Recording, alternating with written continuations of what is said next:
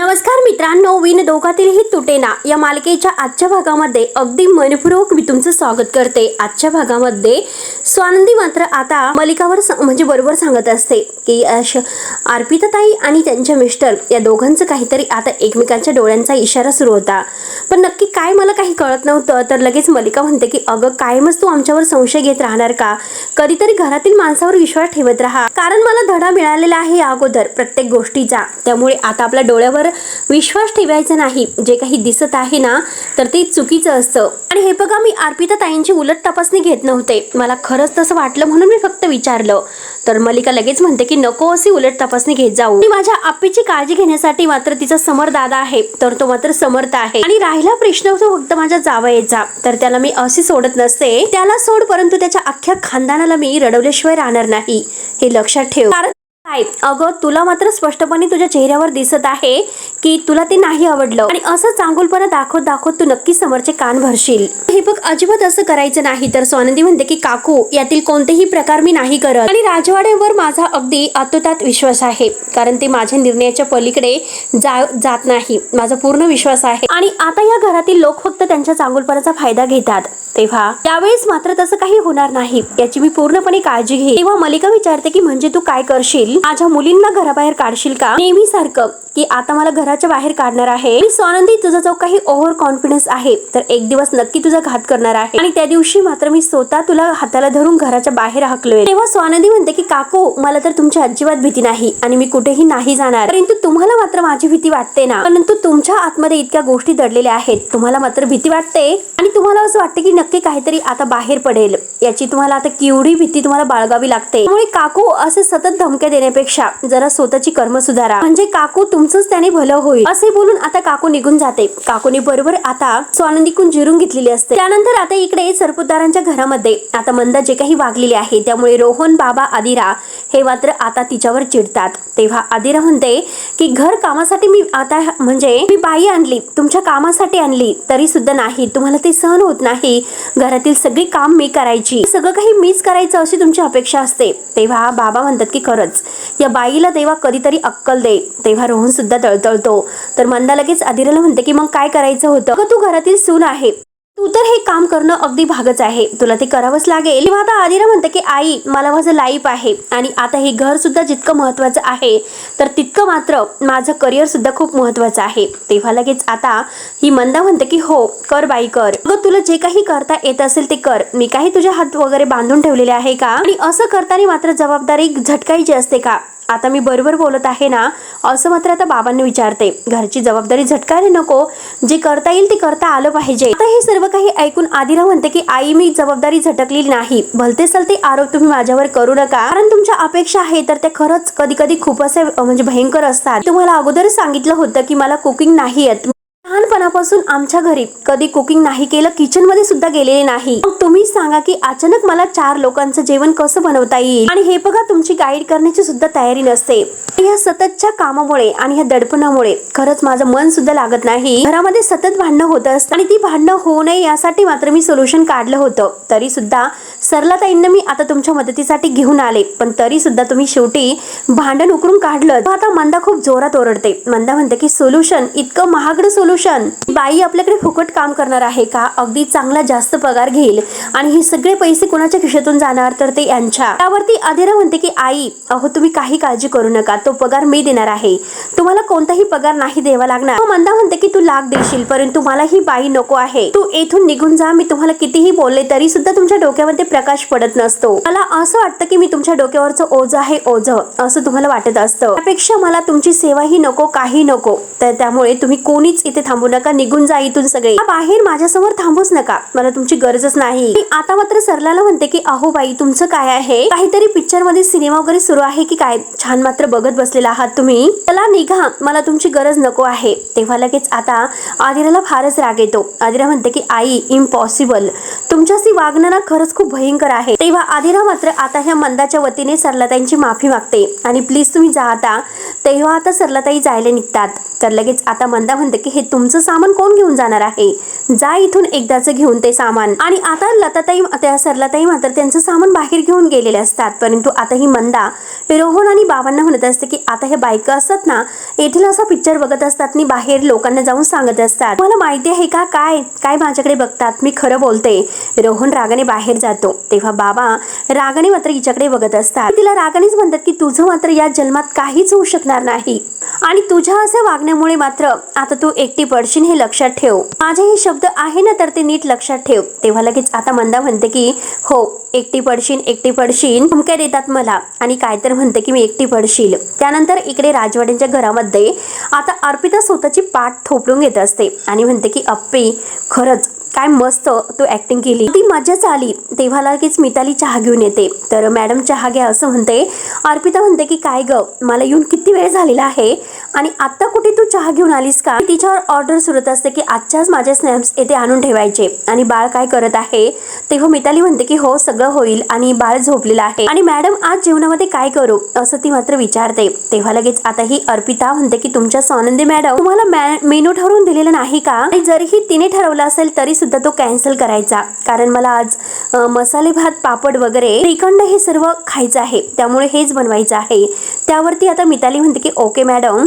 आणि अर्पिता मात्र आता तिला म्हणते की बाहेर जाऊन सगळ्यांना सांगायचं नाही की मी सांगितलेलं आहे आणि सगळ्यांच्या समोर मला जेवताना आग्रह झालाच पाहिजे आणि हे करायचं आणि तिला निघून जायला सांगते. तेव्हा आता हातामध्ये जो चहाचा कप असतो तो बघून मात्र म्हणते की हो मला तर हेच हवं आहे, हेच करायचं आहे, हे सगळं मला माझ्या बोरिंग सासरी मिळत नव्हतं. तेव्हा लगेच आता रागाने लगेच मात्र तो चहाचा कप घेते. तेवढ्यात मात्र आता तेथे मलिका ही तळतळ करत आली असते. मला कुठे अक्कल शिकवते, स्वतःला समजते तरी काय, म्हणून मात्र आता ह्या मलिका स्वानंदीला बोलत आहे. तर अर्पिता म्हणते की मम्मा अगं काय झालं, तू एवढी का चिडलेली आहे. तर मलिका म्हणते की अगं स्वानंदीमुळे, कारण दुसरं काही कारण माझ्या डोक्यामध्ये आहे का, कारण त्या स्वानंदीने माझं डोकं फिरवलेलं आहे. तर लगेच आता ही अर्पिता म्हणते की अगं राग तर मला सुद्धा आलेला आहे, काय गरज होती ह्या सगळ्यामध्ये घुसण्याची. आणि तर लगेच मलिका म्हणते की हो ना, या सगळ्यामध्ये आता तिला घुसण्याची सवय तर झालेलीच आहे, कधी कधी असं वाटतं की तिच्या नाकच कापून टाकावं. तेव्हा अर्पिता म्हणते की अगं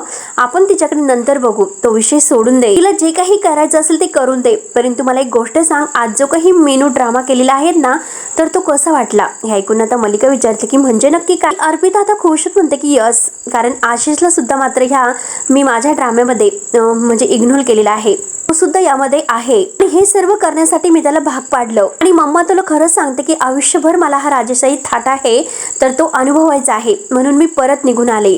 हे ऐकून आता मलिका तर फारच खुश होत आणि खुश होत म्हणते की अप्पी थँक्यू सो मच, अगं बरं झालं तू निघून आली आणि तसंही मला तुझी इथे गरजच होती आणि तो आशिष आहे ना तो तुझ्या लायकीचा नाही. तर अर्पिता म्हणते की अगं त्याची अख्खी फॅमिली त्याला मात्र महान समजतात आणि मला मात्र माठ समजतात. तेव्हा लगेच मात्र आता मलिका म्हणते की अगं ते तुझ्यासारखी सून गमावून त्यांना पश्चाताप होणार आहे, लक्षात ठेव. तेव्हा आता अर्पिता म्हणते की मम्मा अगं जग इकडचं तिकडं जरी झालं ना तरी सुद्धा मी त्या घरात नाही जाणार. मलिका म्हणते की अगं तेथे जाण्यासाठी तुला कोण सांगत आहे. त्यावरती आता लगेच अर्पिता म्हणते की दादा, कारण त्याच्याशिवाय दुसरं कोण आहे तरी, त्याचं एकच म्हणणं आहे की नाती तोडायची नाही, कुटुंबाला धरून राहायचं. त्यामुळे हे बघ मम्मा, आणि जर त्याच्या डोक्यात आलं तर तो खरंच मला पाठवून देईल. तेव्हा आता मलिका म्हणते की त्यावेळेस मात्र वेगळं आहे, मला नाही वाटत की समर तुला सासरी पाठवून देईल म्हणून, कारण तू आज जो काही तमाशा केलेला आहे तर समरला काय पण मला सुद्धा धक्का बसलेला आहे. दोघे आता खूपच खुश होत असतात. त्यानंतर इकडे आता समरने आनंदला फोन केलेला असतो आणि काही मीटिंग बद्दल त्यांची चर्चा सुरू असते. त्याने एक कोणती मीटिंग कॅन्सल करण्यासाठी सांगितलेली असते. आनंद म्हणतो की काय झालं,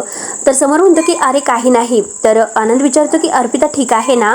समर म्हणतो की हो ती ठीक आहे. आनंद म्हणतो की हे पण इकडच्या कामाचं अजिबात टेन्शन घेऊ नकोस, मी इकडं सगळं काही व्यवस्थित होईल, मीटिंग संपल्यानंतर मी तुला कळवतो. तेव्हा लगेच समर थँक्स आनंद असं म्हणतो. आनंद म्हणतो की हे बघ अरे तू स्वतःची काळजी घे, स्वानंदी वहिनीची सुद्धा, आणि जर काही लागलं तर मात्र मी नक्की कळवतो. तेव्हा लगेच आता बाय करून तो फोन ठेवतो. त्यानंतर आता समर फोन ठेवल्यानंतर आता ह्या आशिष जे काही बोललेला आहे अर्पिताला त्या बोलण्याचा विचार करत असतो आणि तेवढ्यात तेथे स्वानंदी येते. आनंदी विचारते की राजवाडे तुम्ही ठीक आहात ना. तर समर म्हणतो की अहो खरं सांगायचं तर खरंच मला काही कळत नाही, प्रचंड धक्का मला बसलेला आहे. मी खरंच कधी स्वप्नात सुद्धा विचार केला नव्हता की की माझ्या बहिणीच्या बाबतीत हे असं काही घडेल म्हणून. आशिष हे सर्व असं का वागलं असेल? खरंच मला माहिती नव्हतं की तो असं काही वागेल. त्यावरती स्वानंदी म्हणते की राजवाडे, हे बघा हे सगळं काही खूप गंभीर आहे आणि हे बघा आपल्याला अगदी खोलवर जाऊन हे सगळ्याचा विचार करावा लागेल. म्हणजे आपल्याला अर्पिताताईंशी एकदा बोलावं लागेल. आणि हे बघा राजवाडे, मी बोलले असते, तुम्हाला तर माहिती आहे की त्या मात्र आता इतक्या अगदी म्हणजे माझ्याशी नाही बोलू शकणार. कारण एरवी मात्र अर्पिताताईंचे मिस्टर इतके शांत आहे आणि तरी सुद्धा मात्र असे रिॲक्ट नाही होऊ शकत. नक्कीच काहीतरी कुठेतरी पाणी मुरत आहे. आता समर म्हणतो की खरं तर असं वाटतं की चूक माझीच आहे, कारण मी स्वतः तिला आता ह्या त्रासामध्ये ढकललेलं आहे असं मला वाटतंय. तेव्हा मात्र आता लगेच स्वानंदी म्हणते की एक मिनिट, तुम्ही असं स्वतःला दोष देऊ नका. तेव्हा लगेच आता समर म्हणतो की अहो कसा मी स्वतःला दोष देऊ नका, आपल्याला त्यावेळेस जे काही योग्य वाटतं तेव्हा आपण आपलं मत देत असतो. तेव्हा लगेच आता म्हणजे समर म्हणत असतो की हे बघा, आता मात्र तिला मला असं वाटत होतं की अर्पिता चुकते आणि तिला माहेरची कोणतीही जबाबदारी घ्यायची नाही, म्हणून मात्र आता ती अशी चुकीचं वागत आहे. व माझी बहीण मात्र माझ्यासमोर अशी अगदी झसाझसा रडत होती. आणि खरंच आनंदी म्हणते की तुम्ही एक काम करा, दोघांना समोर घ्या आणि दोघांना समोर घेऊन मात्र आता एकमेकांना विचारा की नक्की काय झालेलं आहे. तेव्हा कुठे आपल्याला सर्व काही खरं कळेल. समोर म्हणतो की हे बघा आता मात्र बोलून काही उपयोग नाही, कारण खूप नाजूक परिस्थिती आहे. आता जर मी तिच्याशी बोललो, आता फक्त तिला थोडंसं सावरून दे आणि आता मात्र एकदा सावरल्यानंतर मी तिच्याशी नक्की बोलेल. तेव्हा आता स्वानंदी म्हणजे मनात म्हणत असते की राजवाडे, अहो तुम्हाला इतकं वाटतं ना, तितकं साधं प्रकरण नाही हे. त्यानंतर इकडे अर्पिता मस्त बसलेली असते आणि तेवढ्यात तेथे आता ही सुष्मिता येते.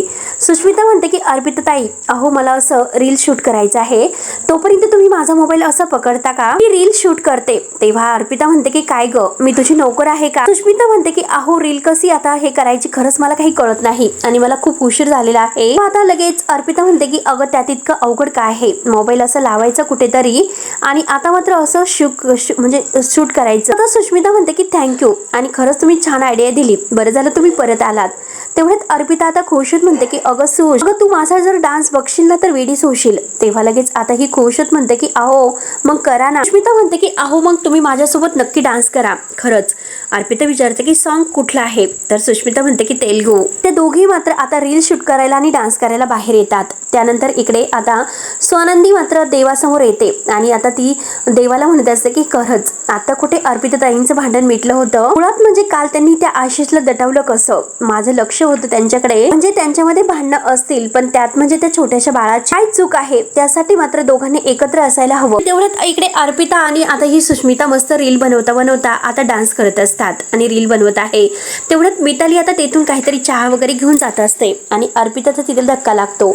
तर अर्पिता तिच्यावरच ओरडते, तुला दिसत नाही का, बघून चालता येत नाही का, डोळ्यांना पट्टी बांधलेली आहे का? सुष्मिता म्हणते की अरे नो, मी मस्त रील बनवत होते परंतु आता सगळं परत करावं लागेल, सगळं खराब झालेलं आहे. तेव्हा लगेच आता मिताली म्हणते की अहो मॅम, परंतु मी इथे बाजूला जात होते. तेव्हा लगेच आता ही अर्पिता तिला एक कानामागे द्यायला जाते आणि म्हणते की उलट उत्तर देते का.